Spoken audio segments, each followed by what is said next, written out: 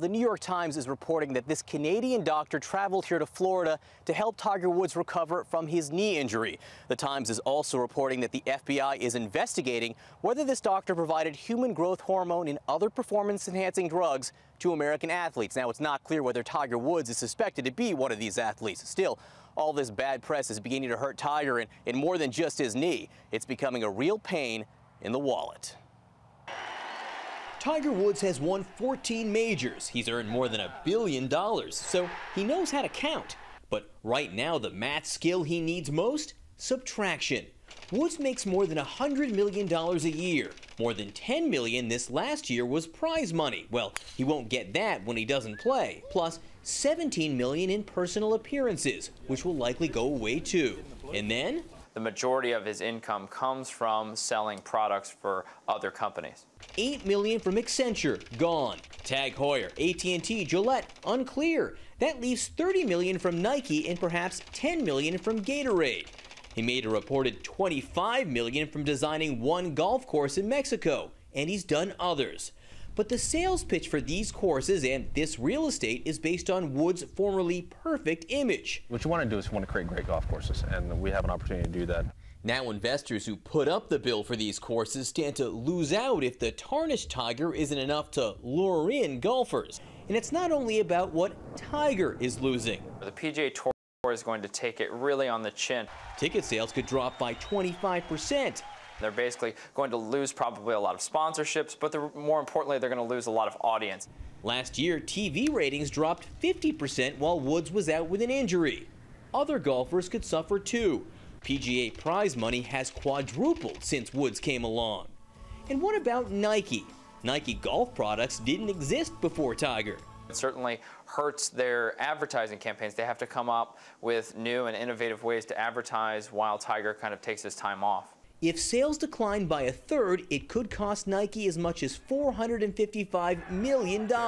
Still, Nike is sticking with it. In an interview, Nike's co-founder Phil Knight said that when Tiger Woods' career is over, we're all going to look back on these indiscretions as just a minor blip. Robin? All right, John, thank you very much. Now let's talk to two sports insiders, Mike and Mike from ESPN Radio, Mike Golick and Mike Greenberg, to get more on this Tiger fallout. So, guys, what is the impact of golf's biggest player being absent indefinitely? Well, I'll add a couple of numbers to those that we just heard here for you, Robin. Going back to the year that Tiger Woods first turned pro, which was 1996, in that year, 9 players earned $1 million on the PGA Tour. Last year, 104 players earned $1 million on the PGA Tour. And here's another one for you. Over the last 3 years, 21 times golf telecasts have drawn a rating of 4.0 or better. Tiger Woods was playing all 21 of those times. So the reality is Tiger Woods is bigger than golf. Golf has a section of its fans who are hardcore fans who will pay attention anyway. But all of those peripheral fans, the casual fans that sports needs, I don't think they're coming back. And Goalie, you know, the first major, of course, the Masters in the spring, if we don't know if he'll be out, I mean, that would really send the signal that he is serious about this if he misses it.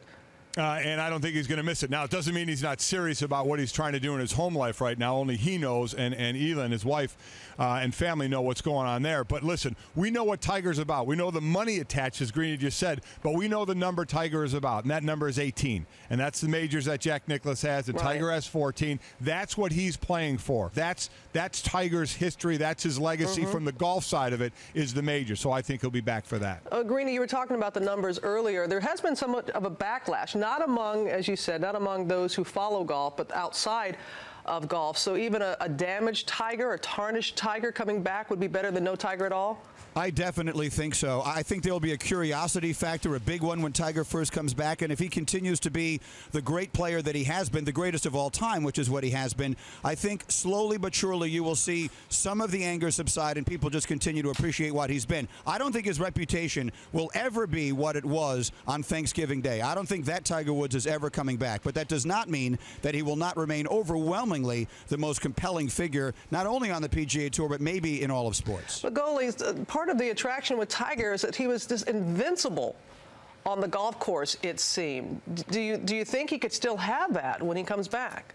Oh, I think on the golf course he can. Certainly his invincibility as Tiger Woods, the whole person, that's shattered. That's gone forever. But I've always talked about athletes in times of trouble getting on their field of play. They can sometimes, get everything out of their heads and do their thing. When Tiger gets between those ropes, we know about his concentration level. And, boy, it's going to be tough for him early on what he's going to hear and the things he's going to go through. But I think at the end of it all, his concentration level, his focus is so powerful that I think he can get back to being the golfer that he was. Final question to you guys. Goalie, you're a former pro athlete. Do you think this will have any effect on how pro athletes, there are a lot of temptations out there, we know that, but will it have any effect on how they live their lives outside of the arena? I've been telling this to Greeny for years of what goes on in the locker room when something bad happens to a teammate or somebody else in that particular league or in sports, whatever it may be. And the mantra in the locker room is, for the other players, as they look, they read, they say, boy, wow, what a horrible situation. And then they throw out this line, it'll never happen to me, meaning I'm still invincible too. Athletes, you know this, Robin, they think they're invincible. Greeny, I know your wife has weighed in on this.